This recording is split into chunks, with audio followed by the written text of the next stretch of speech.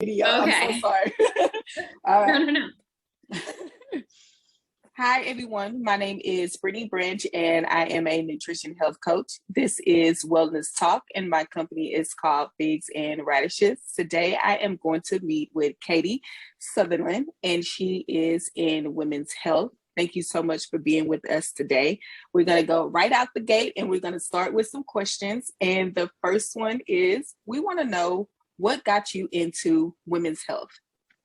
Yes, Brittany, thank you so much for having me. I'm so happy to be here chatting with you.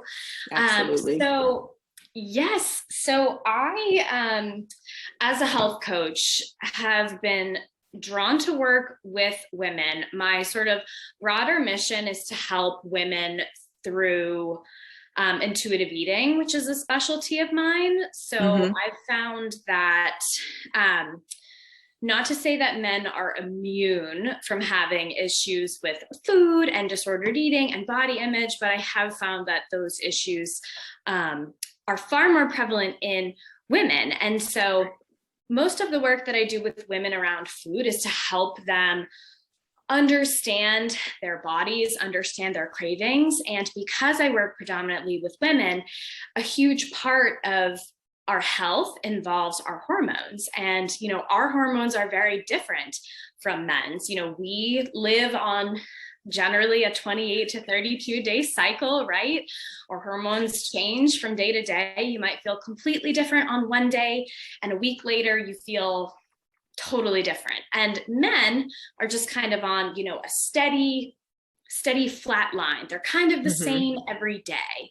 And so when it comes to food, what works for a man may not always work for a woman, for women in general, right? And honestly, much of the, nutritional research, which is a continually evolving science, it's pretty new. Definitely is. Much of that research, now I can't give you like an exact percentage, but many studies are conducted only on men for that reason, because their hormones are more predictable. And then as an added factor, obviously women, if they choose to, bear children. And so there's serious ethical issues between conducting research on women who are pregnant. Completely understandable. But sort of for all those reasons, I feel there's a huge educational gap in terms of what women are taught about their bodies, about their cycle.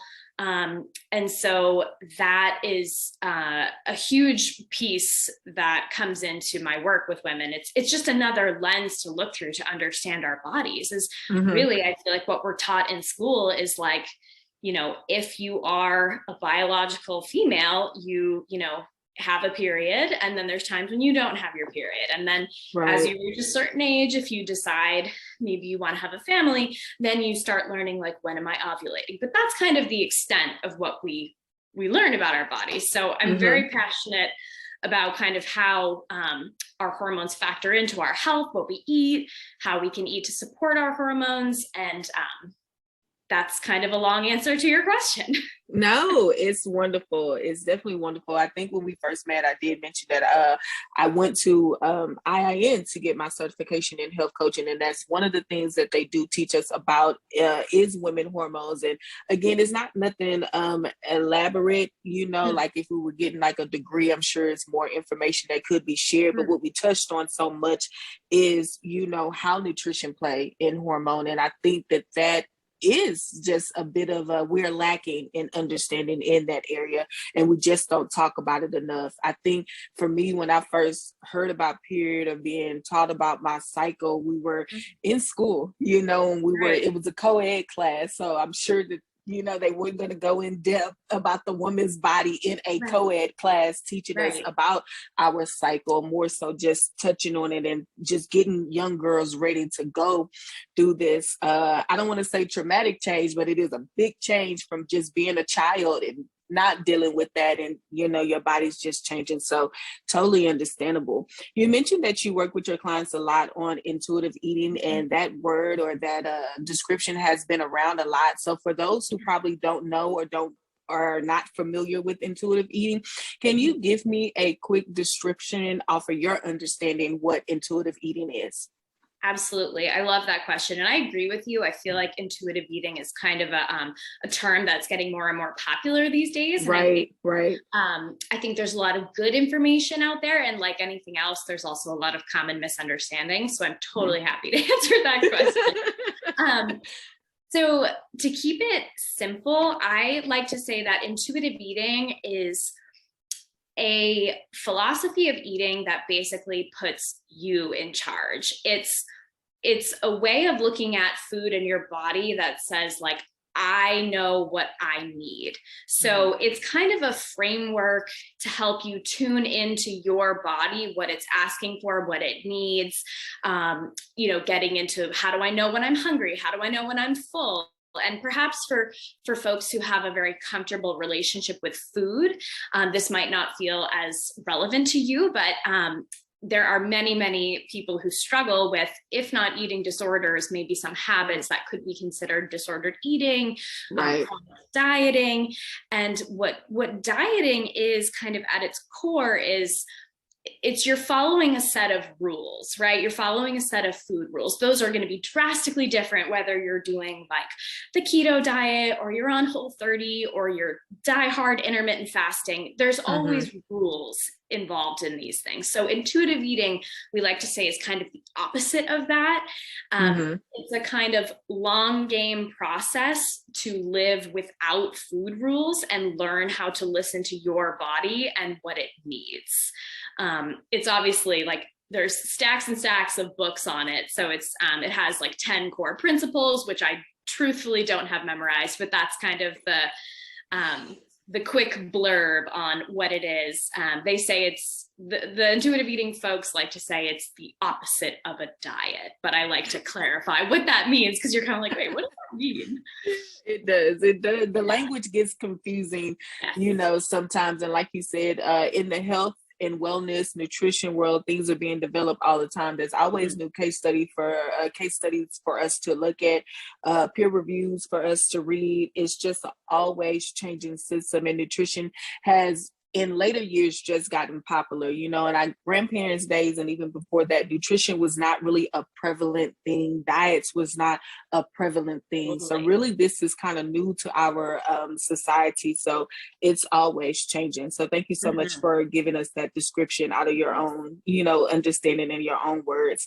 The next question that I want to ask you is, what is one important thing that you feel all women should know? What do you think that just as women we should know about our bodies? I love that question. I think that I have two answers, if that's okay. The first one would be that in my experience working with women, I have found that most women are not eating enough. We are focused on making sure that we don't eat too much. And then sometimes by accident, we find ourselves over restricting and not eating enough. And that could be sometimes perhaps like also not eating enough dense nutrition. But either way, whether it's just like a simple calorie deficiency or if it's a nutrient deficiency, that tends to manifest as having intense cravings and feeling out of control with food and feeling like, oh, I can't just have one of something.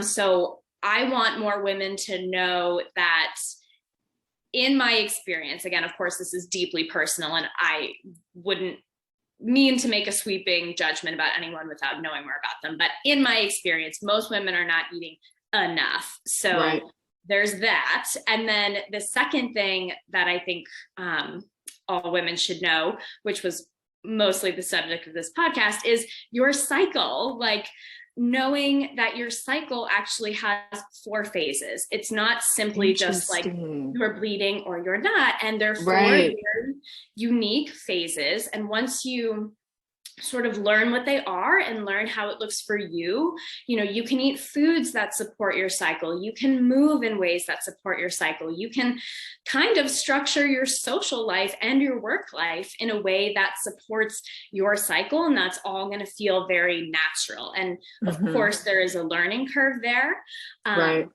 But I was thinking about this, as you mentioned, earlier when we were talking, and you said, I was thinking about, when we were in school and what we're taught there.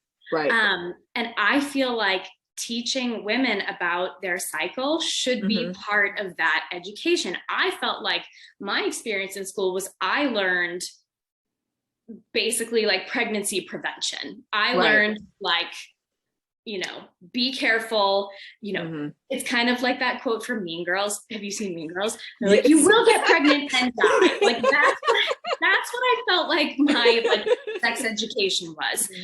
And it's not as simple as that. And I feel like to kind of demonize the cycle in that way does a lot of damage for women, to feel sort of like shame around their bleed and just always being panicked, you know, right? That's a real thing. I definitely don't want to cut you off, but oh my God, as soon as you said it, something snapped in me, is that I've heard that before. We are ashamed that we bleed. You know, we don't want to talk about it. I know I feel this personally, that it's really hush hush. Like no one needs to know, you know, that this is what's going on, you know, and like people don't know how much pain some women are in when their cycle comes. Just like, you know, the cramps, oh my goodness. And then sometimes it's not just cramps, it's dizziness. My mood is affected, my eating habits are affected, my back is hurting. Just all kind of things. So you're definitely right about just that shame that comes with it for some women, not all, you know, but for some there may be a little bit of shame connected to it. So I definitely agree. Definitely. And I love that you shared that, because that's one of the reasons why I'm so passionate about, you know, women just understanding their bodies better. And if you are a woman, then likely you bleed if you have a uterus, and just having more knowledge around what's going on in your body is going to help you in all ways, understanding yourself, understanding your hunger, and really perhaps being able to, you know, in some cases mitigate some of those symptoms. If you are someone who has a really painful bleed, it could be because through no fault of your own, you were never taught like, oh, well, if I, you know, eat more complex carbs in my luteal phase, which is the phase right before your bleed, sometimes depending upon what's going on, that can help with symptoms that may be coming after, or maybe ease up a little bit on your caffeine use if you're someone that drinks a lot of coffee, right? You know, again, I know nothing about what's actually going on with you or with anyone listening, but those are just examples of like,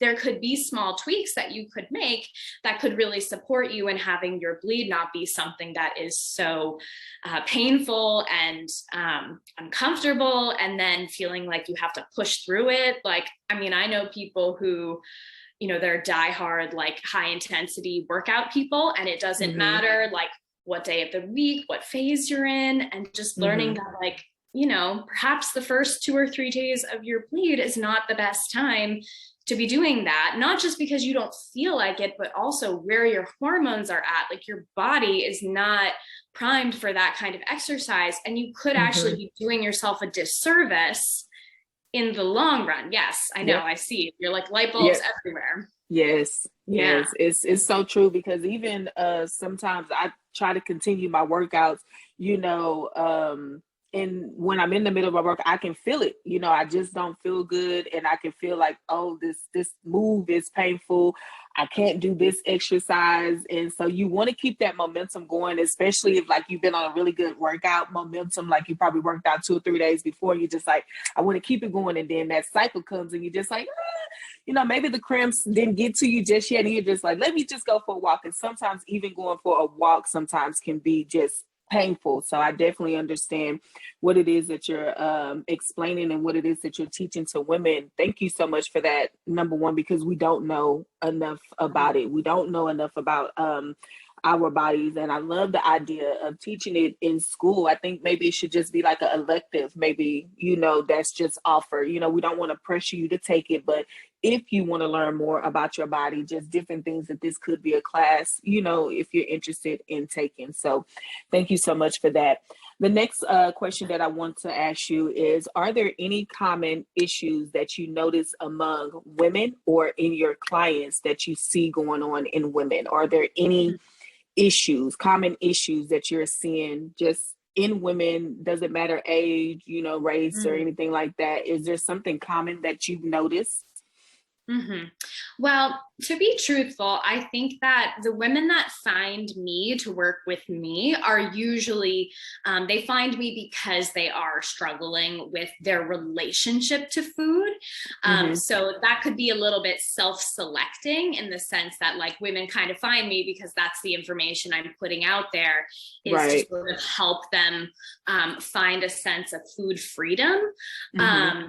And I definitely, intuitive eating is the main framework that I use for that, in combination with kind of women's health and stress reduction. But I think in a way more general sense, Mm-hmm. I feel that women are, I mean, amazing, number one, but number two, we are perfectionist nurturers. I think Mm-hmm. that women, are really good at community and building tribe and supporting each other.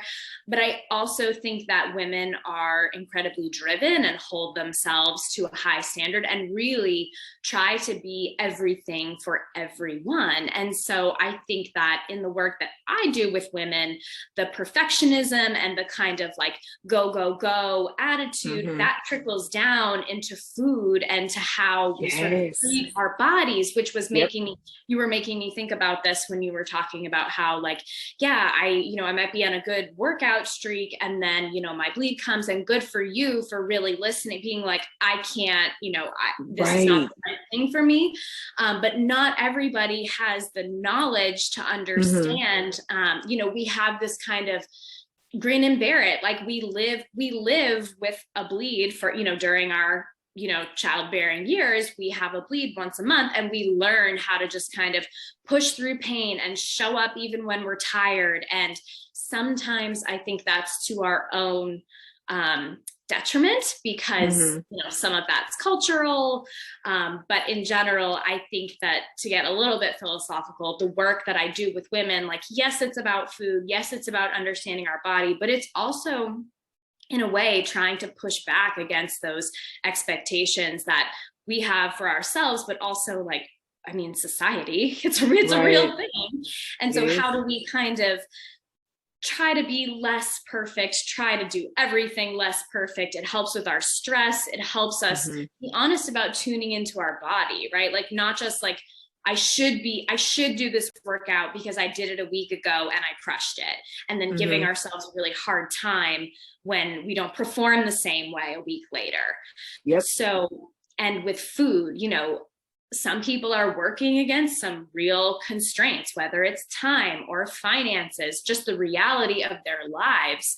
I mean, moms trying to feed their families, it is a lot of work. And so I think there's a lot of pressure to be perfect. And I like to work with women, meet them where they're at, whatever Mm-hmm. those constraints are. And that's maybe like a different answer than you were expecting, as opposed to like, oh, I see this, PCOS Right. or whatever it is. But I think Mm-hmm. that the kind of perfectionist tendencies can push us to be very stressed and burned out. And I think Mm-hmm. that is what we're seeing. That's what I'm seeing a lot. Again, that could be a self-selecting thing with the women who decide to work with me. They kind of know that's the work that I do. But yeah, that's my answer. It is okay. So really, it sounds like those are some characteristics of your clients that you notice. So most of your clients are, really just professionalism, perfectionists. So excuse me, but Yeah. those are the characteristics. So when you were talking, I was thinking, recently I was talking to someone else about the modern woman, and the modern woman has so much on her plate these days. So she's a wife, she's either working or she's a boss, she's the CEO these days, she's a mother of at least 2 or 3 kids, sometimes more kids. And Mm-hmm. I was reading something about a couple of weeks ago, at the same time I had this conversation about the modern woman, is that women now are the caregivers of their parents. And so we just have so much on our plate. Not only that, is that we are the breadwinner. And so now that's more stress, but now we live in a society, that is just stress driven, really. It's the go, go, go, like you said. And so all those things throw hormones out of whack because we don't really give ourselves enough self-care time. We don't really stop to just relax because we just go again. You know, we just need to get the next dollar. We need to perform. We need to get this done, you know. So I really love that, you know, you're working with women kind of to take a step back, basically, you know, and just evaluate what's going on in your life. And the best way to do that is tuning in. But if I don't know how to tune in to myself, then how do I evaluate? Where do I stop at? And sometimes you need someone to kind of help you, you know, identify those trigger cues, those moments, these times where, hey, you know, it's okay to say no. You don't have to go to every event. You know, you don't need to be the perfect mom. If you don't put eyelashes on today, baby girl, you're still gonna be beautiful. You know? So if that witch's hat or that cupcake is not perfect, it's still gonna be eaten. It's all going to the same place. You know, it's just so much pressure to perform. So I really love that. Thank you so much. The next question I want to ask you is, can you explain one of your programs, your popular programs that individuals are coming to see you for? Totally. So right now, I actually just yesterday started my sort of signature program is a group coaching course. And it is actually exclusively for women. And it covers a lot of what we have talked about on this call. It is for women who are struggling with their relationship with food and to their body in general. And so it's definitely intuitive eating heavy. It's for, you know, the woman who feels like I have been dieting for such a long time. I feel like I'm just stuck in my head about food and food rules, and I don't really know what to eat, because the problem too, when you diet, is like you do one diet that tells you, you know, eat these things, like for example, look at like how keto contrasts from like being vegan. And you know, obviously people are vegan for a lot of different reasons, and there's, you know, that's absolutely a personal decision, and that's definitely right for some people. But for people that have tried all of these ways of eating for the purpose of losing weight, they feel like they're getting all these conflicting messages. Like some diets will tell you eat 5 times a day, others will tell you intermittent fast and then eat, you know, it's just, and people are like, I don't know what to believe anymore. So the program is for the woman who is, you know, frustrated, confused about food, and who really wants to stop living with food rules and listen to her body and learn about her body. And of course, women's health hormones is a part of that. We do talk about movement. It's not an exercise plan, but ideas to get creative with movement, how to get back to doing things like, and I loved how you spoke earlier about the importance of, you know, stress reduction and rest. We absolutely cover that as well, and why those things are so important to your hormonal health and your overall health. So we do a little bit of like the physiology behind that as well. Like, what does stress actually do in your body, and how does cortisol affect your hormones? And so that's my main signature group program right now. It's called the Food Group Reset. And so it's basically an intuitive eating program for women. But it's kind of like a whole body, whole life approach to just kind of resetting. So it's been really, really wonderful to help women through that process. I've had a lot of great experiences there with that. It is really nice to see clients kind of reap the reward of, you know, kind of having that coaching session, you know, and kind of reach their goals. It's so rewarding to kind of be a part of that journey. I know I experienced that, and I tell anybody it's a warming thing to your heart, because it's something that we haven't felt before, you know, like someone is like believing or, you know, really taking this serious, you know what I'm saying? Like I did something to help someone out, and that just feels really good good. So one last thing, is there any supplements that you would recommend for women to take? Do you talk to your clients about that? So I personally am not someone who will just recommend supplements to anyone without talking to them. I do think there's a couple that are safe to take that most people are deficient in. I think one of them, which is especially important for women, is vitamin D. I think especially if you live in a seasonal area, I'm personally in New England, but if even honestly places that do get sunlight year round, sometimes you're not absorbing enough because you're not spending all day outside, and people are being really good about their sun protection, which is great and important to, you know, avoid skin cancer and such. But that as a result does mean that most of us are deficient in vitamin D, and vitamin D is actually really important for certain hormone synthesis. So vitamin D3 specifically, I think, is a great one. I actually have kind of gone back and forth between taking, there's a women's, there's a woman who I have learned a lot about cytosyncing from. Her name's Alyssa Vitti. She wrote a book called Woman Code, and she wrote another book called Flow Living. She's kind of the first person that I learned about cytosyncing from, and she has a supplement line that I took for a long time. And yeah, I mean, I think, you know, having a nice omega mix is really good. A probiotic definitely can't hurt. Definitely. But beyond that, I try not to get too blanket statement with supplements without knowing more about a client. That's just me personally. Right. Yeah. Well, thank you so much for sharing. That's about it. I just want to say thank you again for coming out today to talk to me, making time in your schedule to talk to us about women's health and just educating us.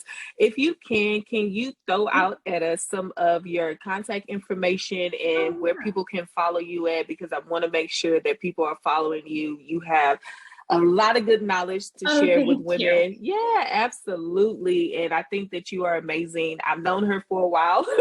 She is absolutely amazing. She has a wonderful personality. So if you are someone that you know thinks that they might need some help just in women's education, please reach out to her. She is a wonderful person, and she's going to share her information at this time. Oh, thank you, Brittany. Feeling is very mutual. So I am mostly on Instagram. That's kind of my social media of choice. So my handle is and my first name is Caite, Caite, and an underscore. And then my last name Sunderland, Sunderland. So that is mostly where you can find me. If you have a question for me directly, I'm more than happy to respond to emails. And that is my first name, Caite, period. And then my maiden name, because I haven't changed it yet, Cutler, Cutler, KatieCutler1@gmail.com. So those are both ways you can get through me. And I also, Brittany, if folks were interested in learning more, I wanted to just throw out a couple of my favorite resources. Would that be helpful? Go right ahead. Yes.